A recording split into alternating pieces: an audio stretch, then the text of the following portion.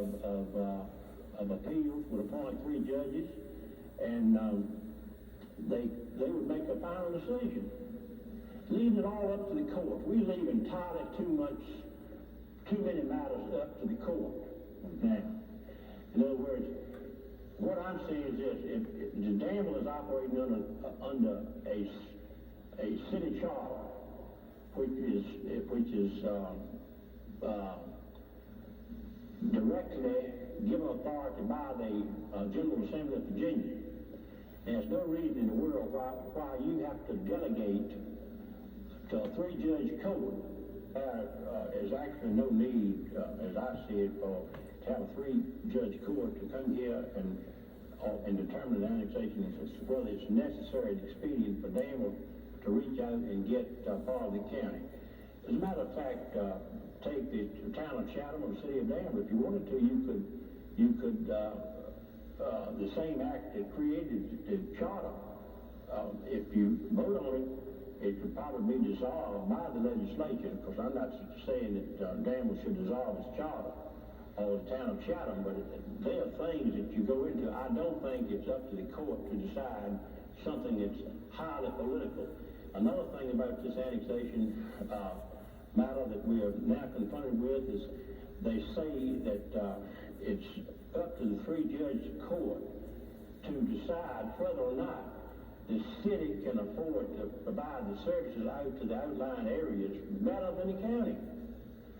Well, I certainly feel that those people out there should have some say in whether or not they want water and sewage out there, or whether the county is derelict in its duty by not bringing them water and sewage out there.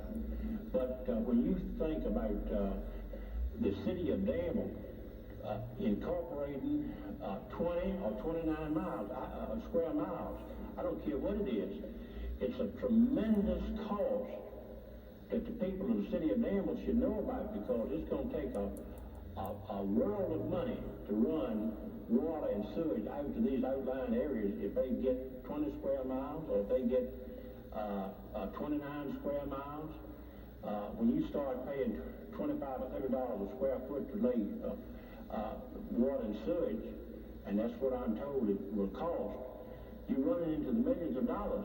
And I don't understand how Danville, owing, say, almost approximately $25 million, how they can stand to go out and borrow 25 or 50 or 100 million more dollars. So there are questions that come to my mind that give me concern, and I'm not a resident of the city of Danville. So I think it's high time that someone thought about those lines. What is it going to cost Danville in the long run? Now, when a 3-judge court comes over, it may not be like it was in 1951 when they left out Liberty Hills, Bradley Road. Those people are entitled to say this: if we can get all these services free from the city of Danville, we're going to get it, and they are entitled to go into the state court, and if they don't get what they want, there's a good possibility they can go into the federal court and get it. So it's a question of where these 3 judges are going to draw the lines and say, and the burden is on the city of Danville to prove that it's necessary and it's expedient to get this territory out there. Of course, Danville may need more money, but the thing of it is, they should not overlook the fact that Pennsylvania County's over here and they're reaching out, getting our taxable revenue. They're getting our school children. They're going to have to pay for the school buildings. So out of the darkest night comes the brightest star, as I have said many times before. So I don't know what's right about Danville taking this attitude toward Pennsylvania County when we should be working together, unifying our resources, and trying to bring industry in here and getting jobs instead of making people mad. Melvin, we're going to have to take a short break for a few words. We'll be back and learn more about your life and opinions and career and so forth on Metrovision Profiles. We'll take a break now. Stay with us. We'll be right back. I found a perfect 10, but I still love my perfect 4. Dunlop Generation 4. Dunlop's most advanced radial. A perfect match for most any car, front or rear wheel drive, in any season, for any reason. Lots of tire for lots of people. Dunlop Generation 4. Dunlop's most advanced radial. Should be a lasting relationship.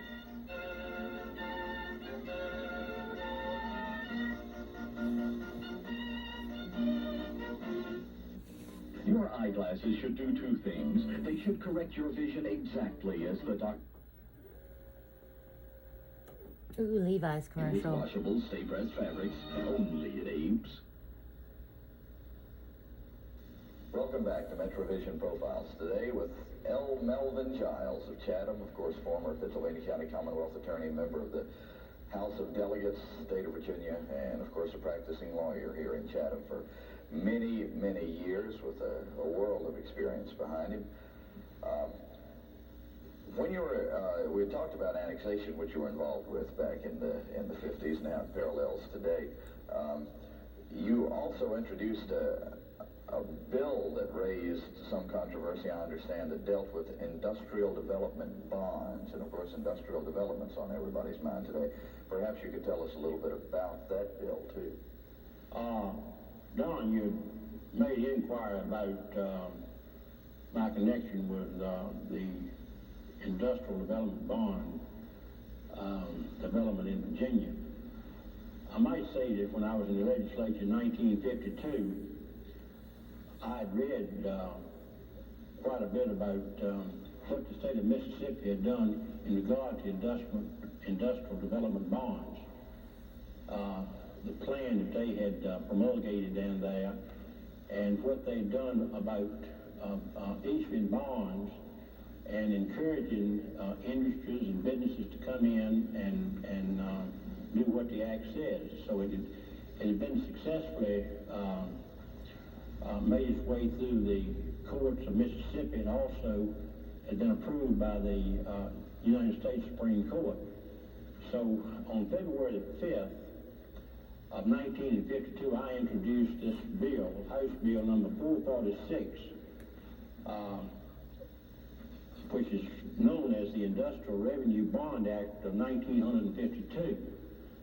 And of course my intentions were good, because back then we didn't have so many industrial plants in Pennsylvania County or in Danville. Danville Mills was about the largest industry we had here, so we certainly need to get industry to come in here and get more jobs and get more revenue for the counties and cities. So that was my motivating reason for introducing this Industrial Revenue Bond Act of 1952. So to show you how things change, I was staying at the Hotel Richmond, and about 2 days after I introduced this bill, the Richmond Newsletter wrote a two-column editorial entitled "Socialism Hits 9th Street," which was where the General Assembly building is located, or the state capitol. And they roasted me for introducing this bill. Well, lo and behold, in 1964, during the next few years, of course, Virginia went on the idea that they were a very conservative state, and pay as you go, and living at the foot of the cross, so to speak. But in 1964, they picked up this Industrial Revenue Act, and they gave authority to Fairfax County, the city of Danville, and Virginia Beach to float these bonds. And in 1966, 2 years later, they made it statewide. And because they saw that what it would do about bringing industry into the community and providing jobs and more revenue for the state. So they went from socialism, according to my act of 1952 to where they put it into effect 15 years later. So you were ahead of your time on that. Well, anyway, I thought I'd just bring it out to you to show you how we change from time to time. Let's talk about the difference in practicing law in 1984 as opposed to, let's say, 20 or 30 years ago. What's the comparison, the likes and the differences? Well, when I began to practice law here in Chatham in 1946, there was not a single law firm here. It was a day of a one-man law office, and I think it was a good thing in a way, and of course they had some firms over in Danville, but they didn't have but maybe a maximum of maybe 3 or 4 lawyers in them that had been there for a long time, like me, Tate, and Thomas, and Garrett, and that outfit, and maybe a couple more, but it was limited. So now we have law firms here. We have 3 law firms here in Chatham, and apparently they're all doing well practicing law. But today, one man practicing law is just about over with because they are going into specializations in about everything, every field, trials, states, personal injury case, Social Security, taxation, just all kinds of fields, labor law, from one thing to another. So one person cannot keep up with all that. So we getting mighty big. Mm-hmm. So I would say this, that the day is fast approaching when I don't think you're going to see many lawyers in a one-man operation. Mm-hmm. And the practice of general law. That's right. Of all these specialized group of people. Now, what makes a good lawyer in your mind? What are the traits that make you a good lawyer, a successful lawyer? Well, you first have to define what's a good lawyer. In other words, I might be good in some fields, and I wouldn't take some cases in others.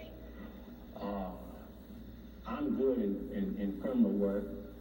I'm good in estate work, and I'm able to evaluate a set of facts that come into my office as to whether or not I'm competent to take a case or not. Mm-hmm. And to advise people properly, I think after you have been practicing law for as long as I have, that a lot of people, if they would do it like I did when I was coming up, if I didn't know something, I would go to an experienced lawyer and say, look, I've got this problem. And you'd be surprised